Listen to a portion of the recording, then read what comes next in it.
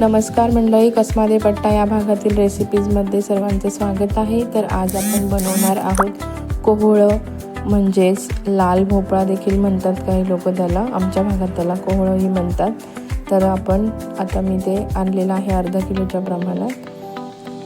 तर आता त्याचा वरचा भाग जो मऊ असतो तो कट करून घ्यायचा आहे आणि मागची साल देखील मी काढून घेणार आहे। कुणी कुणी ते सालासकट देखील करते याची भाजी। बघा, अशा पद्धतीने मागचं साल कट करून घ्यायचं आहे त्याचं आणि नंतर ते छान बारीक बारीक पीसेसमध्ये कट करून घ्यायचं आहे।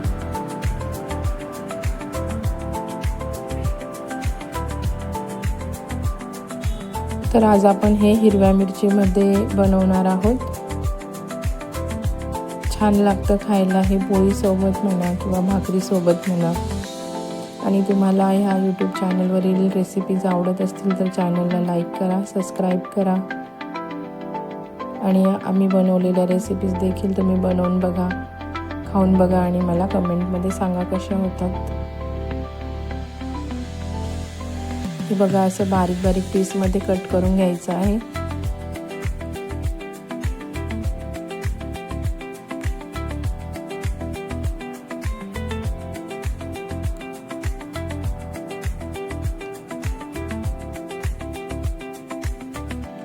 आणि हे 5-1 मिनिटात वाफेवर देखील छान शिजून जातं।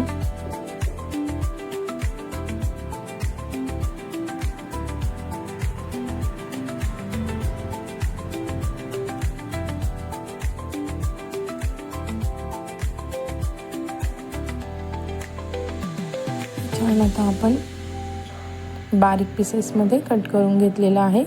त्याला मी स्वच्छ 2 पाण्यात धुवून घेतलेलं आहे। आता आपण त्याला फोडणी देऊया। तसं मी गॅसवर कढई ठेवून त्यात तेल तापायला ठेवलं आहे।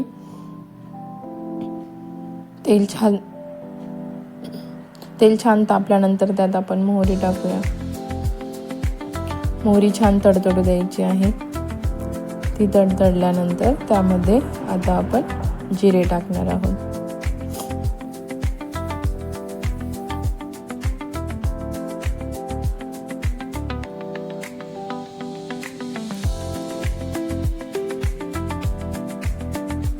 मोहरी थोडी तडतडायला वेळ लागतो, जिरे लगेच तडतडते।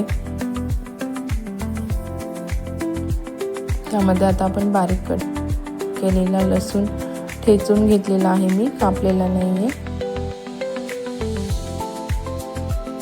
आणि हिरवी मिरची टाकूया, थोडी जास्त टाकूया, थोडं तिखट खायला छान लागतं।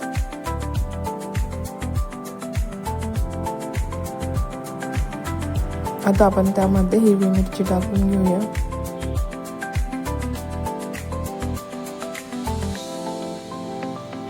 छान तळू देऊया फोडणीमध्ये।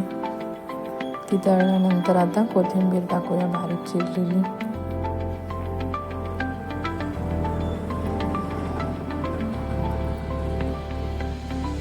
पाव चमचा हळद ते घालून आता मिक्स करून घेऊया।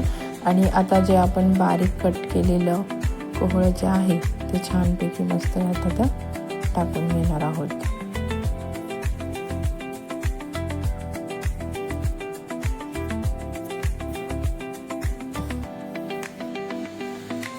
हे बघा, मस्त आता आपण इथे कोहळं टाकून घेतलेलं आहे।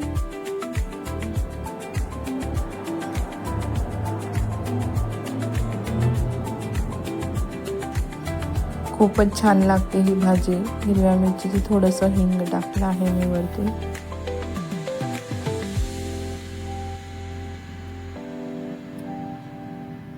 चवीनुसार मीठ टाकून घेतलेलं आहे।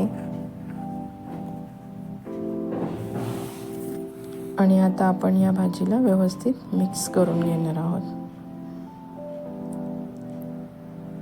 आणि जास्त वेळ झाकून शिजू नाही द्यायची, ती जस्ट झाकल्यानंतर 5 किंवा 7 मिनिटात छान शिजून जाते। हे बघा, आता छान मस्त भाजी आपली मिक्स करून झाली आहे।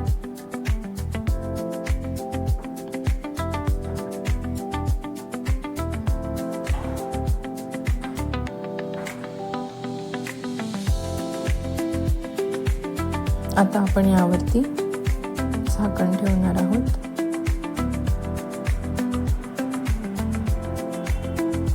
ते जसं जसं फ्राय होते तसं तसं त्याला पाणी सुटत जातं, म्हणून मी ते परत परत मिक्स करून घेते आहे. हे बघा मस्त छान. आता तिच्यावरती झाकण ठेवून घेणार आहोत 5-1 मिनटं फक्त. हे बघा मस्त शिजून रेडी झालेली आहे आपली कोवळ्याची भाजी. ही आपण पोळीसोबत, कोणी भातासोबत देखील खातं आणि बाजरीच्या भाकरीसोबत खूपच छान लागते ही भाजी खायला. तिखट तिखट मस्त बटाट्यासारखी असते. हे बघा छान शिजलं आहे कोवळं, थोडं जास्त शिजलं आहे पण आम्हाला असं आवडतं म्हणून. हे बघा छान मस्त भाजी रेडी आहे. चला तर मग मंडळी करून बघा ही रेसिपी आणि कशी लागते चवीला ती कमेंटमध्ये सांगा आणि चॅनलला लाईक सबस्क्राईब करा आणि शेअर करा. थँक्यू.